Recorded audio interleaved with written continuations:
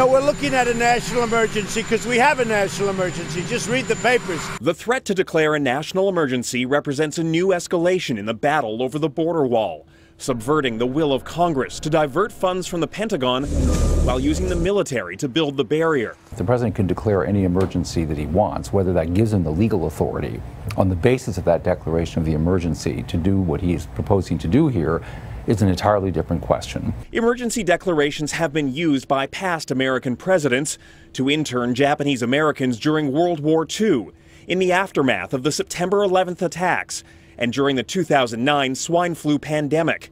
But critics say the wall doesn't rise to the level of a true emergency, if it's even needed at all. He is having the government shut down because of a stupid promise that he made that makes no policy sense, that he can't figure out a way to get out of. The U.S. Mexico border is 3,144 kilometers long, but just 1,000 kilometers of that is protected by any sort of fence or barrier.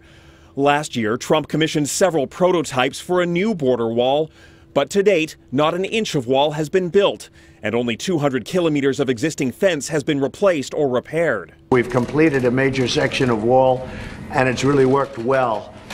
So a lot of wall has been built. The White House has also falsely claimed that thousands of terrorists have streamed across the border. The State Department says there hasn't been any terrorists that they found coming across the southern border from Mexico. It's by air, it's by land, and it's by sea. It's all of the above. Statements like that have legal experts wondering if a national emergency declaration would stand up to an inevitable court challenge, since the administration has repeatedly undercut its own arguments about why the wall must be built without approval from lawmakers.